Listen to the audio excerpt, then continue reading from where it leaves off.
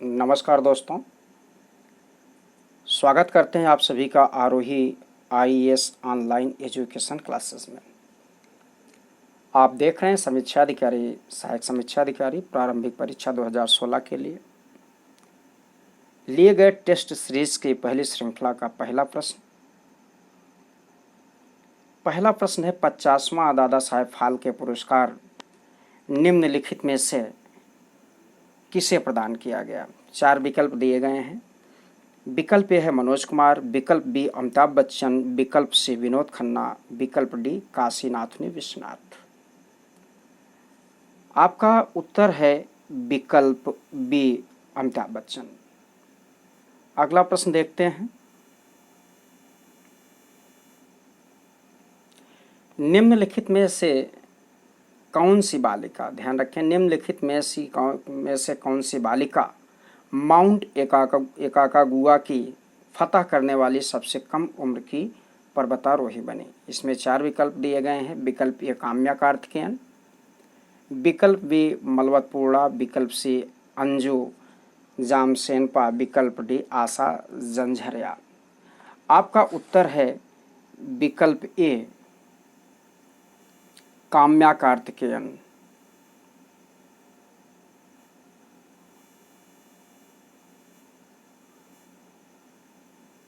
विकल्प ए काम्या कार्तिकेयन। अगला प्रश्न देखते हैं।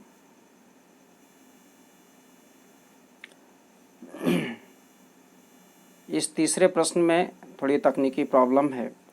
तकनीकी प्रॉब्लम में है कि इसमें कूट नहीं बन सका, लेकिन उत्तर बहुत ही सही है। यहाँ कई प्रश्न प्रायः हर साल पूछे जाते हैं। 4 विकल्प 4 कूट दिए गए हैं कि सूची 1 सूची 2 से मेल करने की बात थी। तो विकल्प में ए में सूची 1 में विश्व प्रेस स्वतंत्रता सूचकांक 2020 के भारत का स्थान 142वां सही है। विकल्प बी में विश्व खुशहाली रिपोर्ट में 2020 में भारत का स्थान 144वां, ये भी सही है। विकल्प सी में विश्व भ्रष्टाचार बोध सूचकांक में भारत का स्थान 80वां, यह भी सही है। और विकल्प डी मानव विकास सूचकांक 2019 में भारत का स्थान 129वां, यह भी सही है। इस प्रकार से देखा जाए तो 1, 2, 3, 4 चारों विकल्प आपके सही हैं। इस प्रकार से यह प्रश्न आपके लिए अति महत्वपूर्ण है। अगला प्रश्न देखते हैं, मोस्ट इम्पॉर्टेंट। मालदीव राष्ट्रमंडल में 1 फरवरी 2020 को पुनः शामिल हुआ। इस समय राष्ट्रमंडल में कुल कितने सदस्य देश हैं? ध्यान दें, इस समय कुल कितने सदस्य देश हैं? राष्ट्रमंडल में सदस्यों की संख्या इस समय मालदीव 1 फरवरी जब 2020 को शामिल हुआ तो राष्ट्रमंडल के सदस्यों की संख्या 54 हो गई। और यहाँ से और प्रश्न बन सकते हैं कि राष्ट्रमंडल में मालदीव सबसे पहली बार कब शामिल हुआ? तो 1982 में राष्ट्रमंडल में शामिल हुआ और 2016 में कतिपय कारणों के चलते मालदीव राष्ट्रमंडल से अलग हो गया था। अब अगला प्रश्न हम देखते हैं। यहाँ मोस्ट इम्पॉर्टेंट प्रश्न है ये, कई बार प्रश्न आपसे पूछे गए हैं, निश्चित यहाँ से प्रश्न रहता है। सूची 1 सूची 2 को सुमेल करें। सूची 1 में और सूची 2 में देखें। सूची 1 में प्रमुख घाटा, सूची 2 में जीडीपी का दर दिया गया है। इस प्रकार से है। तो यहाँ आप देखें, राजकोषीय घाटा 3.5% सही है। राजस्व घाटा 2.7%, यह भी सही है। प्रभावी घाटा 1.8%, यह भी सही है। प्राथमिक घाटा 0.4%, यह भी सही है। इस प्रकार से चारों उत्तरों में आपका उत्तर हुआ 1, 2, 3, या आप ऐसे कह सकते हैं कि विकल्प ए आपका सही है। ठीक है। अगला प्रश्न है आपके लिए,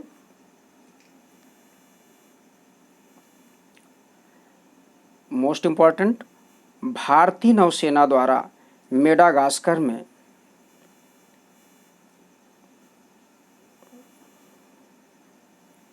ध्यान दें, भारतीय नौसेना द्वारा मेडागास्कर में आए चक्रवाती तूफान डायने में को भीषण तबाही से बचाने के लिए निम्नलिखित में से कौन सा अभियान चलाया था? आप जानते हैं कि जनवरी 2020 में मेडागास्कर में डायने तूफान आया था वहाँ पर, और भारतीय नौसेना ने वहाँ अपना एक ऑपरेशन वनीला चलाया था। ऑपरेशन वनीला में शामिल होने वाला आपका INS ऐरावत भी भाग लिया था, जो जलयान है। तो इस प्रकार से आपका उत्तर है ए।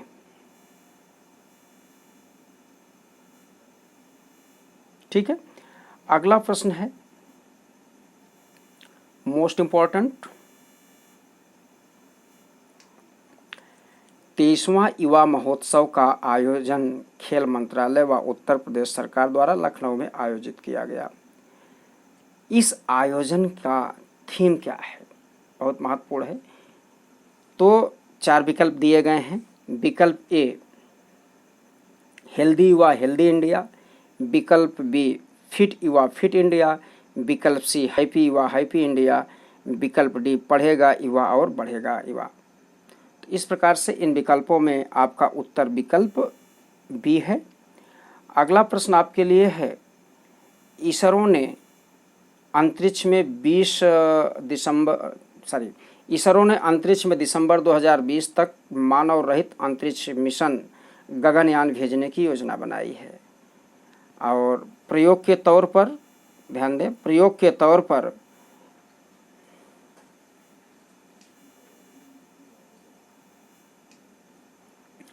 एक अर्धमानव महिला रोबोट भेजने की योजना है। और वह महिला रोबोट कौन सा है? 4 विकल्प दिए गए हैं। इन चारों विकल्पों में विकल्प ए व्योममित्र, विकल्प बी सोफिया, विकल्प सी सोममित्र और विकल्प डी कोई नहीं। आपका उत्तर है विकल्प ए व्योममित्र। और सोफिया जो है प्रथम मानव रोबोट है जिसको सऊदी अरब ने नागरिकता प्रदान की है।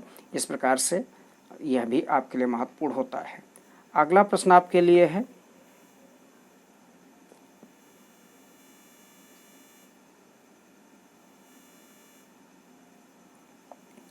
ध्यान दें,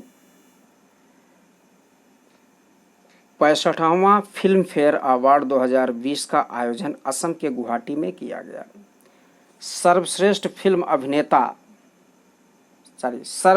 फिल्म का अवार्ड निम्नलिखित में से किस फिल्म ने जीती? 4 विकल्प हैं। चारों विकल्पों में पहला विकल्प है सोन चिड़ैया, दूसरा विकल्प है आर्टिकल 15 और तीसरा विकल्प है उरी द सर्जिकल और चौथा विकल्प है गली बॉय।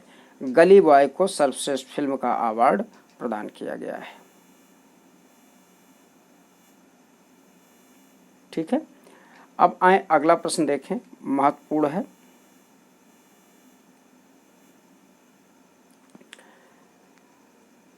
ऑस्ट्रेलिया ओपन 2020 का पुरुष विजेता निम्नलिखित में से कौन है?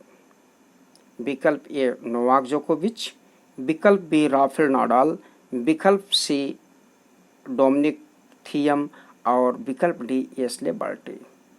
आपका उत्तर है विकल्प ए नोवाक जोकोविच राफेल नाडाल को पराजित करके ऑस्ट्रेलिया ओपन 2020 का पुरुष विजेता बने हैं। इस प्रकार का आपका उत्तर ये सही है।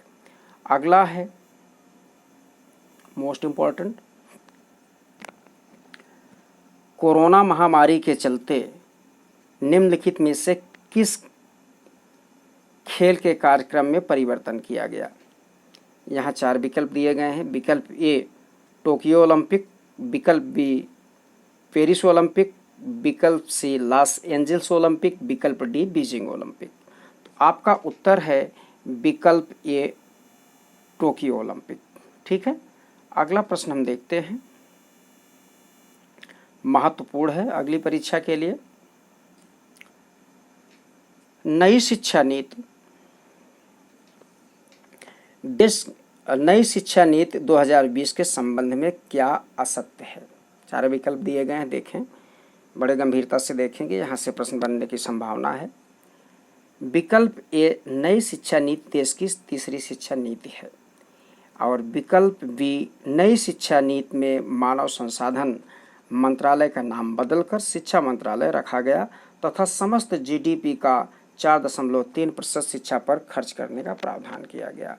और विकल्प सी में है नई शिक्षा नीति 2020 के प्रारूप के सम्मिलित प्रारूप के समिति का चेयरमैन के कस्तूरी रंगन हैं। और विकल्प डी में नई शिक्षा नीति 34 साल बाद अस्तित्व में आई है। इस प्रकार चारों विकल्पों के देखने के बाद पता चलता है कि विकल्प बी में यहाँ थोड़ी सी कमी है। यह कमी दिख रहा है जहाँ जीडीपी का 4.3% है, तो वहाँ जीडीपी का 4.3% नहीं, अपितु जीडीपी का 6% नई शिक्षा नीति में खर्च करने का प्रावधान किया गया है। ठीक है, अगला प्रश्न आपके लिए है। देखें कितना माइनर अंतर दिख रहा है। इस प्रकार से जब माइनर अंतर देंगे तो जाहिर सी बात है कि हम लोग कंफ्यूज होंगे। आइए अगला प्रश्न देखते हैं। बाघ गणना रिपोर्ट 2018 के अनुसार निम्नलिखित में से किस राज्य में सर्वाधिक बाघ हैं? विकल्प ए मध्य प्रदेश, विकल्प बी कर्नाटक, विकल्प सी उत्तराखंड, विकल्प डी महाराष्ट्र। चारों विकल्पों में सबसे ज़्यादा बाघ जो है मध्य प्रदेश में है। आपका विकल्प ए सही है। इस प्रकार से मध्य प्रदेश को बाघों की राजधानी भी कहा जाता है। ठीक है, अगला प्रश्न हम देखें। राफेल लड़ाकू विमान का सौदा रक्षा मंत्रालय, भारत सरकार तथा फ्रांस की विमानन कंपनी डॉसाल्ट के बीच 59,000 करोड़ रुपए का हुआ। ठीक है, 59,000 करोड़ रुपए का हुआ। महत्वपूर्ण है, कितने का? 59,000 का हुआ। अब इस सौदे में कुल कितने विमान शामिल हैं? बहुत महत्वपूर्ण है, यहाँ से प्रश्न बन सकता है। कुल कितने विमान, ध्यान देने की जरूरत है। इस सौदे में कुल कितने विमान शामिल हैं? तो यहाँ विकल्प ए है 5, विकल्प बी है 36, विकल्प सी है 38, विकल्प डी है 39। तो यहाँ देखा जाए तो सौदे में विकल्प बी 36 विमान शामिल हैं और 5 विमान अभी हाल ही में भारत में लाए गए। ठीक है, आपका उत्तर है विकल्प बी। अगला प्रश्न आपके लिए है। मई 2020 में बंगाल की खाड़ी में अम्फान नामक उष्णकटिबंधीय चक्रवात उठा। अम्फान नामक निम्नलिखित में से निम्नलिखित में से किस देश द्वारा दिया गया? 4 विकल्पों में पहला विकल्प है थाईलैंड, विकल्प ए, विकल्प बी है म्यांमार, विकल्प सी बांग्लादेश, विकल्प डी भारत। तो आपका उत्तर है कि जो अम्फान नाम दिया गया उष्णकटिबंधीय चक्रवात का, थाईलैंड द्वारा दिया गया। आए अगला प्रश्न देखें।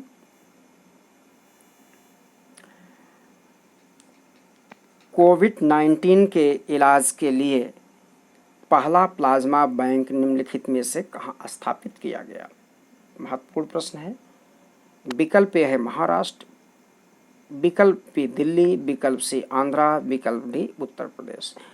प्लाज्मा बैंक की बात करें तो प्लाज्मा बैंक दिल्ली में, पहला प्लाज्मा बैंक दिल्ली में स्थापित किया गया। विकल्प बी आपका सही है उत्तर। और विकल्प ए की बात करते हैं तो विकल्प ए महाराष्ट्र में सबसे बड़ा, महाराष्ट्र में क्या है, सबसे बड़ा प्लाज्मा बैंक बनाया गया। ठीक है, तो आपका उत्तर है विकल्प बी। अगले प्रश्न की तरफ हम चले। महत्वपूर्ण प्रश्न है आपके लिए। अमेरिकी राष्ट्रपति 24-25 फरवरी 2020 को भारत दौरे पर आए।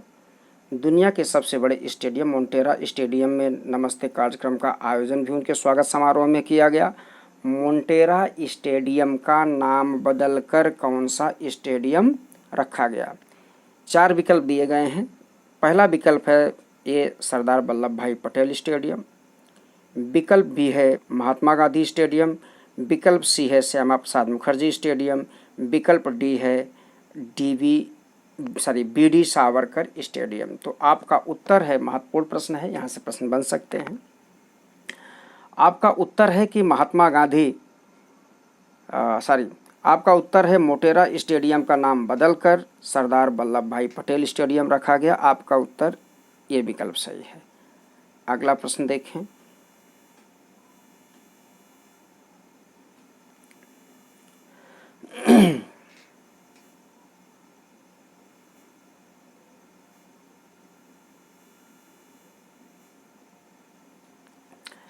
देश की पहली निजी क्षेत्र की ट्रेन तेजस एक्सप्रेस को हरी झंडी दिखाकर योगी आदित्यनाथ ने 4 अक्टूबर 2019 को निम्नलिखित में से कहां से रवाना किया। महत्वपूर्ण प्रश्न है। यहाँ से कई प्रश्न बनेंगे कि पहली निजी क्षेत्र की ट्रेन कौन सी है। पहली निजी क्षेत्र की ट्रेन की बात करें तो निजी क्षेत्र की ट्रेन आपका तेजस एक्सप्रेस है।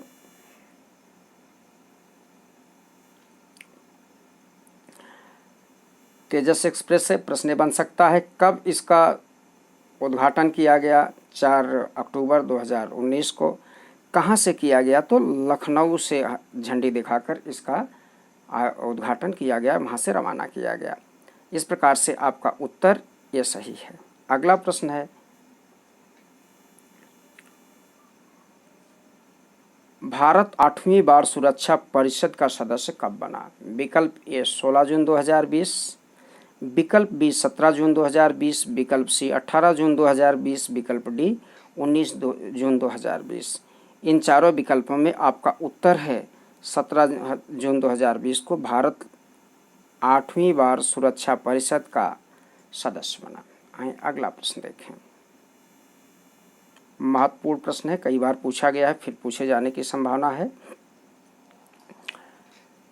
सिपरी के रिपोर्ट के अनुसार दुनिया का सबसे बड़ा हथियार आयातक देश निम्नलिखित में से कौन है। विकल्प ए सऊदी अरब, विकल्प बी भारत, विकल्प सी मिस्र, विकल्प डी चीन। आपका उत्तर है दुनिया का सबसे बड़ा हथियार आयातक सऊदी अरब है, विकल्प ए। और यही एक प्रश्न और बन सकता है, दुनिया का दूसरा सबसे बड़ा हथियार आयातक कौन है। तो दूसरा सबसे बड़ा हथियार आयातक की बात की जाए तो वह भारत है। तो यहाँ से बन सकता है पहला, दूसरा भारत। ठीक है, आइए अगला प्रश्न देखें। क्रय शक्ति के आधार पर पीपीपी परचेजिंग पावर के आधार पर विश्व बैंक की एक रिपोर्ट के अनुसार भारत की अर्थव्यवस्था का कौन सा स्थान विश्व में है। 4 विकल्प है, तीसरा, विकल्प बी चौथा, विकल्प सी पांचवा, विकल्प डी छठा। आपका उत्तर है विकल्प ए, तीसरा स्थान क्रय शक्ति के आधार पर भारतीय अर्थव्यवस्था का स्थान है। ठीक है, अगला प्रश्न देखें। हाल ही में मुद्रा संकट से गुजर रहे किस देश ने अपने देश की मुद्रा का नाम बदलकर तोमान कर दिया। 4 विकल्प हैं। विकल्प ए इराक, विकल्प बी ईरान, विकल्प सी लीबिया और विकल्प डी। ठीक है, तो आपका उत्तर है विकल्प बी ईरान। अगला प्रश्न है, महत्वपूर्ण प्रश्न है आपके लिए।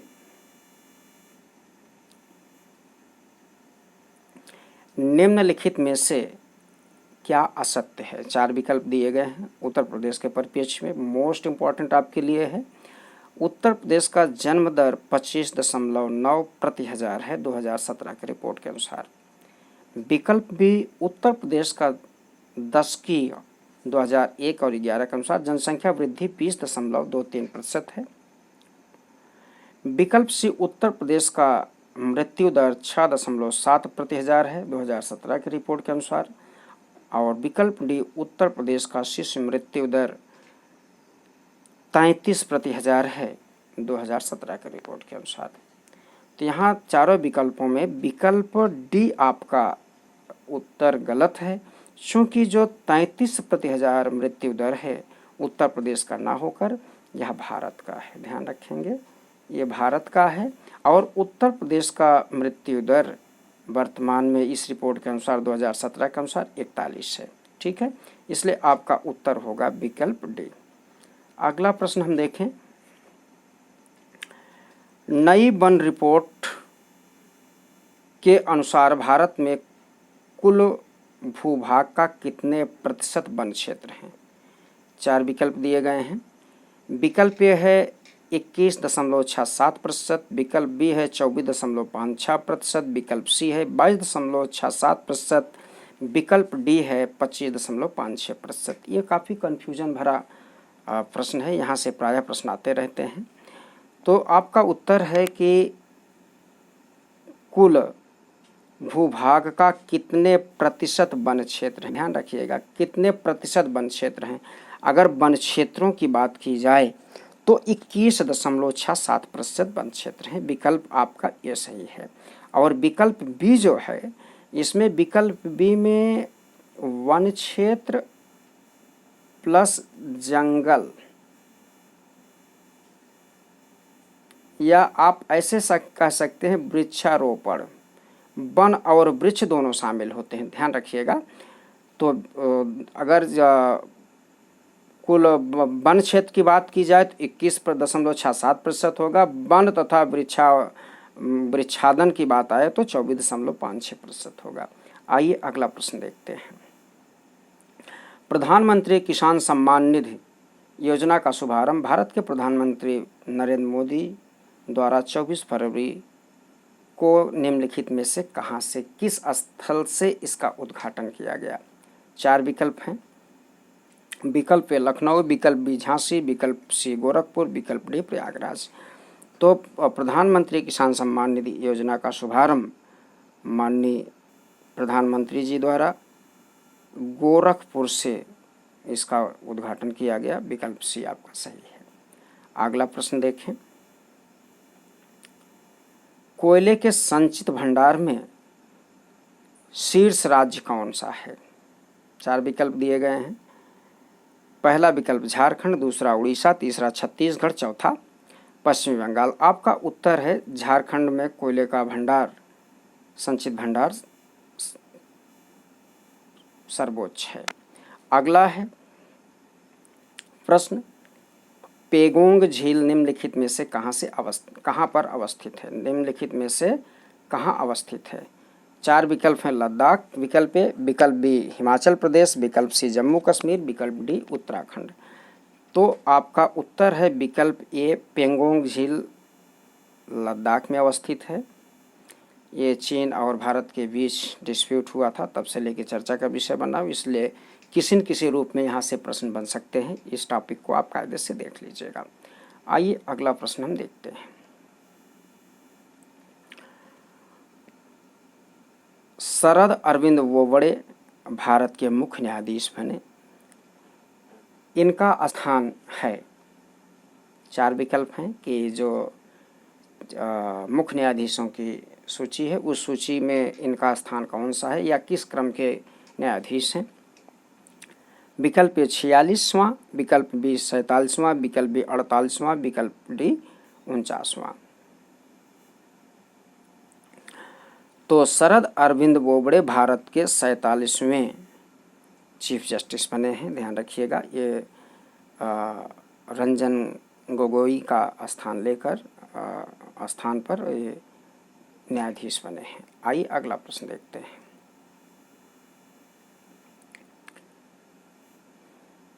मिस वर्ल्ड प्रतियोगिता 2019 की विजेता हैं। 4 विकल्प दिया गया है। विकल्प ए वर्तिका सिंह, विकल्प बी टोनी सिंह, विकल्प सी जोंजीविनी टुंजी और विकल्प डी इनमें से कोई नहीं। तो मिस वर्ल्ड प्रतियोगिता 2020 की विजेता जमैका की टोनी सिंह हैं, जो विकल्प बी आपका सही है। ठीक है, आइए अगला प्रश्न देखें।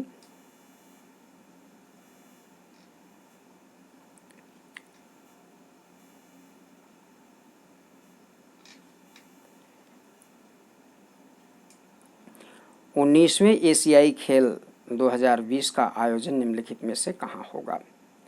विकल्प ए हैंगझू चीन, विकल्प बी नगोया जापान, विकल्प सी बर्मिंघम ब्रिटेन, विकल्प डी काठमांडू नेपाल। तो आपका उत्तर है 19वें एशियाई खेल का आयोजन 2022 में हैंगझू चीन में किया जाएगा। ठीक है, ये प्रश्न आपसे पूछे जा सकते हैं। आइए अगला प्रश्न देखें। सक्तेंग वन्यजीव अभयारण्य निम्नलिखित में से कहाँ अवस्थित है। सक्तेंग वन्यजीव अभयारण्य निम्नलिखित में से कहाँ पर अवस्थित है। विकल्प ए नेपाल, विकल्प बी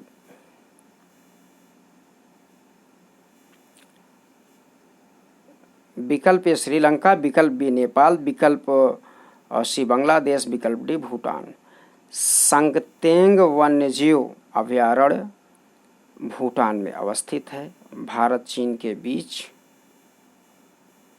ठीक है, भारत चीन के बीच विवाद का विषय रहा है अभी हाल ही में, तो इसलिए इस विवाद का विषय होने के कारण यह प्रश्न आपके लिए जरूरी है। आइए अगला प्रश्न देखते हैं।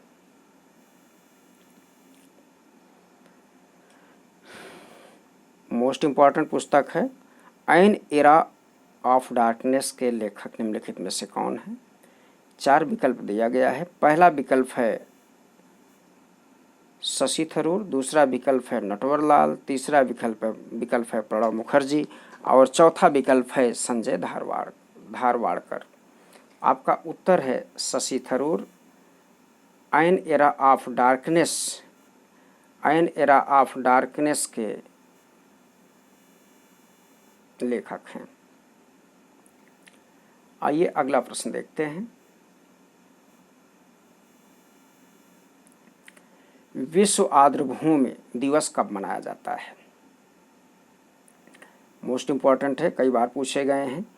आप देख रहे हैं कि बीओ में काफ़ी प्रश्न रिवाइज भी किए हुए हैं, फिर रिवाइज करने की संभावना दिख रही है।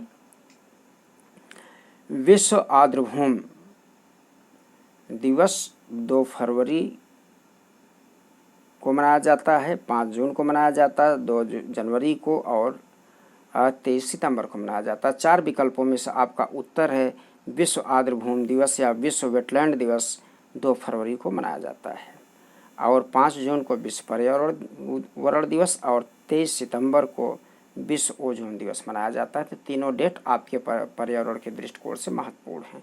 आइए अगला प्रश्न देखते हैं।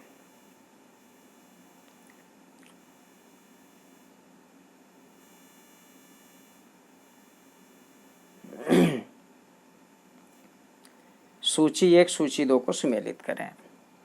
एक तरफ कुछ तत्व दिए गए हैं, दूसरी तरफ बीमारियां दी गई हैं। जो तत्व दिए गए हैं सूची 1 में है सिलिका, कोयला, कपास का कण और गन्ने की धूल, और दूसरी तरफ उनसे होने वाले रोग के बारे में जानकारी दी गई है। अब सिलिका से सिलिकोसिस, कोयला से एंथ्रोसिस, कपास का कण ब्रिस्नोसिस और गन्ने की धूल से बेगासोसिस रोग होते हैं। ते क्रम से 1, 2, 3, 4 चारों सही हैं। आपका उत्तर विकल्प ये सही है। आइए अगला प्रश्न देखते हैं।